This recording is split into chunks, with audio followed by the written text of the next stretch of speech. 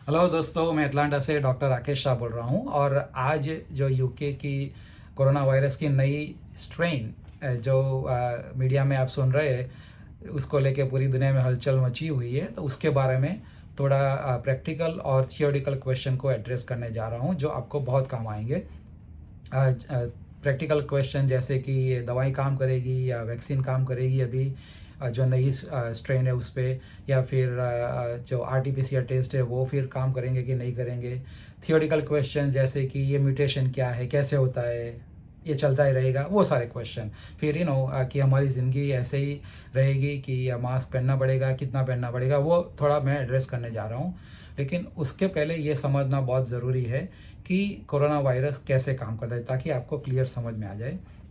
समझ लो कि ये मुट्ठी जो मेरी है वो कोरोना वायरस है, और ये जो फोर्क है वो उसके ऊपर स्पाइक प्रोटीन होते हैं, और ये जो टंग डिप्रेसर है वो मैं अंदर डालता हूँ, वो कोरोना वायरस का mRNA है, जो बेसिकली सॉफ्टवेयर उसका मैं अभी बाजू में रखता हूँ।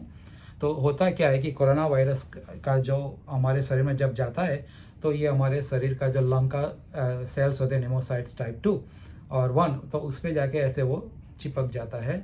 ऐसे दूर नहीं रहता है, ऐसे नज़दीक होता है, लेकिन ऐसे चिपक जाता है। फिर वो अंदर जाता है, वो वायरस से, स्पाइक प्रोटीन से अंदर जाता है, और जो अपना जो mRNA होता है ना, mRNA उसको अंदर जाके डाल देता है। फिर ये mRNA क्या करता है कि mRNA अंदर जाके फिर अपना खेल दिखाना चालू करता है। वो शरीर के जो भी मटेरियल होता है, रॉ मटेरियल, उसको यूज़ करके अपना खुद को रिप्लिकेट करता है। तो फिर ये अंदर जाके फिर वो खुद को ऐसे मल्टीपल वायरसेस बनाता है। फिर वो वायरस में स्पाइक प्रोटीन आते हैं। तो ये समझ लो कि ये अंदर जाने के बाद बना हुआ एक वायरस है, तो ये स्पाइक प्रोटीन आ गया। तो फिर वो जब वायरस ब्लड में घूमता है ना, तो ये स्पाइक प्रोटीन को हमारे जो टी सेल होते हैं, या समझ लो कि ये टी सेल है, थाइमस वाले टी सेल, तो उसको जब देखते हैं तो ये एकदम एक्टिवेट हो जाए। उनको मालूम पड़ जाए, अपने पुलिस है तो उसको मालूम पड़ जाता है कि ये एनिमी आ गया, तो ये एक्टिवेट हो जाते हैं। वो जाके बी सेल्स को बोलते हैं, तो बी सेल्स होते हैं वो एंटीबॉडी बनाते हैं, तो वो एंटीबॉडी फिर आते हैं। तो समझ लो कि ये जो मेरा शेविंग का है, तो ये एंटीबॉडी होता है। एंटीबॉडी अपना मुंह खोल के ये जो स्पाइक प्रोटीन को निकल जाता है, फिर स्पाइक प्रोटीन के साथ जो वायरस लगा होता है उसको डिस्ट्रॉय कर दे। तो ऐसे इम्यूनिटी होती है, और ऐसे ही वैक्सीन से इम्यूनिटी आती है, बराबर है। तो ये सिंपल वर्जन ऑफ कि भाई कोरोना वायरस कैसे काम करता है। तो अब क्या होगा, क्या हुआ है कि जो वायरस का ये जो mRNA है, सॉफ्टवेयर है, तो वो 30,000 किलो डाल्टन उसका मॉलिक्यूलर वेट है, तो means it's a very big virus. तो उसमें क्या हुआ कि दो जगह पे 69 और 70, और तीसरी जगह है N105Y, उस जगह पे थोड़ा म्यूटेशन हो गया। म्यूटेशन तो सदियों से चलता ही आ रहा है, वायरस का यही नेचर है। आपको ये कंसेप्ट समझने की ज़रूरत है।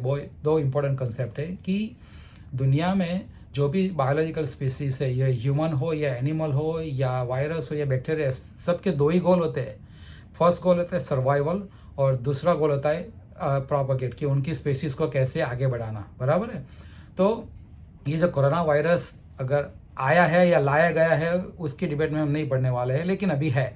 तो अभी आने के बाद उसका गोल क्या है, वो हमको मारने नहीं आया है। कोई भी वायरस, बैक्टीरिया, इवन लायन हमको मारने नहीं आता है। उनका दो ही गोल होता है, वो सर्वाइव करना चाहते हैं, और दूसरा उनकी प्रजाति को बढ़ाना चाहते हैं।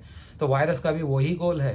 तो शुरू में वो लिथल होता है क्योंकि नया है, लेकिन बाद में वायरस को मालूम पड़ता है कि अगर ऐसे ही चलता रहेगा तो उसका कुछ लंबा चलने वाला नहीं है, इसलिए वायरस ऑटोमेटिकली म्यूटेट होता है। अभी ये जो कोरोना वायरस है ना, अब तक 12,000 बार उसमें म्यूटेशन आ चुके हैं। तो ये कोई नई बात है ही नहीं, चलता ही आ रहा है। नया इसलिए हुआ कि थोड़ा ज़्यादा म्यूटेशन हुआ, और जो रिसेप्टर बाइंडिंग साइट बोलते हैं ना, कि ये रिसेप्टर बाइंडिंग, उसमें थोड़ा म्यूटेशन हुआ, इसलिए वो साइंटिस्ट हो ये म्यूटेशन होने जा रहा है। प्लस उसकी आर वैल्यू बोलते हैं, रिप्रोडक्शन वैल्यू बोलते हैं ना, वो 0.39 थी, उसमें 0.93 हो गई। तो बोलते हैं कि वो बहुत जल्दी से बढ़ता जा रहा है। और फिर उसका जो स्प्रेड है, वो बोलते हैं कि इसकी वजह से होता जा रहा है। और उसकी जो CT वैल्यू थी, वो उसमें 2 का गिराव आ गया, मीन्स उसका RNA लोड ज़्यादा हो गया। आपको इसकी कोई टेंशन लेने का नहीं है, कि ज़्यादा सोचने का नहीं है उसके बारे में। लेकिन आपको ये समझना ज़रूर है कि वायरस तो म्यूटेट होते ही आ रहे हैं। और दूसरी बात ये कि लिथालिटी, वायरस जितना लिथल होगा ना, वो उसका वायरस के लिए बुरा है, क्योंकि वो अगर किसी बंदे में गया और फिर इतना लिथल है कि उसको मार ही रहा है, तो फिर वो वायरस का दी एंड हो जाएगा, बराबर है। तो जितना वायरस स्प्रेड होता है उसका मतलब है वो लेस लिथल है, बराबर है। तो जितना ज़्यादा लिथल होगा वो वायरस स्प्रेड नहीं होगा। तो ये दो कंसेप्ट समझना ज़रूरी है। और दूसरा ये है कि जो एंटीबॉडी पैदा हुए ना, वो एंटीबॉडी वो पूरा स्पाइक प्रोटीन के सामने होते हैं और फिर वायरस के अदर जो एलिमेंट्स होते हैं उसके सामने होते हैं। उसको एपिटॉप बोलते हैं। वो एक एमिनो एसिड के सामने नहीं बनते, वो पूरे 5-6 को मिला के उसका एक रिकग्नाइज करता है और फिर उसको मार गिराता है। तो ये जो म्यूटेशन हुआ है वो एक ही जगह, दो जगह पे हुआ है, 69 और 70 पे हुआ है और N105Y पे हुआ है। तो अगर एक ही जगह पे एंटीबॉडी बने होते तो टेंशन वाली बात थी कि वो अभी क्या करेंगे, लेकिन एंटीबॉडी वैसे नहीं बनते। तो ये बेसिक अंडरस्टैंडिंग रखने के बाद आपको मैं ये समझाता हूँ कि भी पहली बात तो ये कि वैक्सीन, जैसे मैंने 2 दिन पहले वैक्सीन लिया, तो अभी ये काम करेगी कि नहीं करेगी। तो वैक्सीन से जो एंटीबॉडी बनते हैं इसके जैसे ही बनेंगे, क्योंकि जो स्पाइक प्रोटीन जो वैक्सीन बांधी है वो इसके जैसा ही बनाती है। तो वो उसको करने वाले इतना अगर टूट गया है, अगर उसका डिलीशन हो गया है, क्योंकि वो 69-70 वो डिलीशन बोलते हैं, तो वो हो गया है, तो कोई फर्क पड़ने वाला नहीं है। अगर पूरा भी होता तो भी वो ऐसे मार गिराती, और इतना नहीं है तो भी मार गिराते, बराबर है।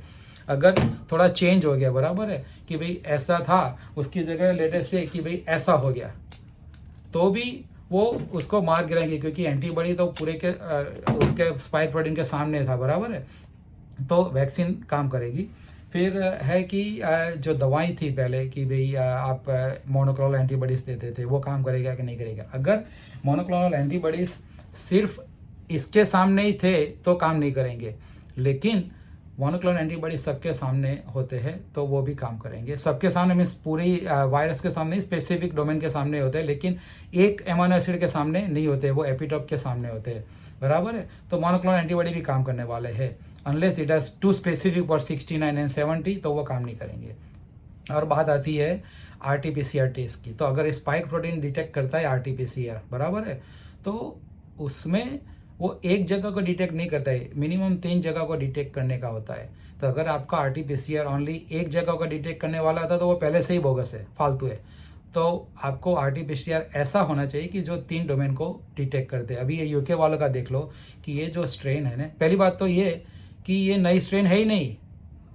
स्ट्रेन मतलब क्या है कि अगर घोड़ा होता है उसका गधा हो जाता है, उसकी नई स्ट्रेन बोलते हैं। जैसे SARS-CoV-1 वायरस था, अभी SARS-CoV-2, सो ये डिफरेंट स्ट्रेन हो गए, तो डिफरेंट वायरस हो गए।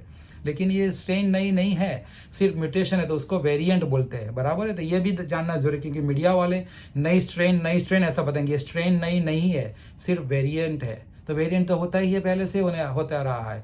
तो अगर RT-PCR ये थोड़ा बहुत जो वेरिएशन हो गया उसको डिटेक्ट नहीं करती है, लेकिन बाकी के 2 जगह को तो डिटेक्ट करेगी, बराबर है। तो you are not going to miss it. और UK में ये सितंबर से चला आ रहा है, that means they are already detecting it, तो डिटेक्ट कर ही आ रहे हैं। तो RT-PCR उसको डिटेक्ट कर ही रही है। और अगर आपकी RT-PCR अच्छी है तो ये म्यूटेशन के बाद भी उसको डिटेक्ट करेगी। एक्चुअली ये जो म्यूटेशन के बेस पे तो कॉन्टैक्ट ट्रेसिंग भी हो सकता है, क्योंकि मालूम पड़ेगा कि भाई ये म्यूटेशन इतने लोगों में है, तो you can track the contacts also. तो बात हो गई, RT-PCR काम करेगी, यस। वैक्सीन काम करेगी, यस। और जिसको ऑलरेडी हो चुका है उसका क्या, ये नई स्ट्रेन के में क्या करेगा। अरे भाई, जो आपको जो वायरस तो वही का वही है, आत्मा तो वही है, सिर्फ शरीर बदल रहा है, बराबर है। थोड़े बाल कम हो गए और थोड़ी यहाँ पे डार्कनेस आ गई, लेकिन राकेश तो वही का वही है जो कई साल पहले था, बराबर है। तो ये जो एंटीबॉडी जो वायरस के सामने है वो तो वही का वही है। तो अगर आपको एक बार कोरोना हो गया है तो ऐसे टेंशन लेने की बात नहीं है, क्योंकि आपकी एंटीबॉडी जो है वो इस पर भी काम करने वाले ही है, बराबर है।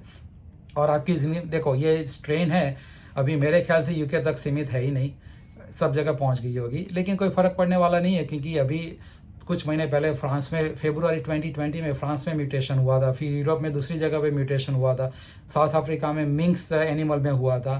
तो ये तो चलता ही आ रहा है, कोई नई बात है ही नहीं, तो टेंशन लेने की बात नहीं है आप।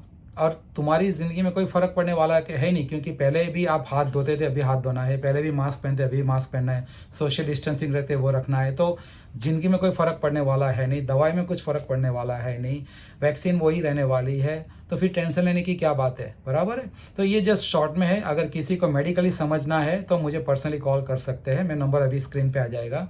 और कोई भी क्वेश्चन है तो कमेंट में लिख सकते हैं। अगर आपको लगा कि ये वीडियो से आपको कुछ ज़्यादा जानकारी मिली है तो फील फ्री टू शेयर, ताकि दूसरे को भी टेंशन ना होवे। ओके, तो this is doctor Rakesh Shah और मैं अटलांटा से बोल रहा हूँ। Thank you.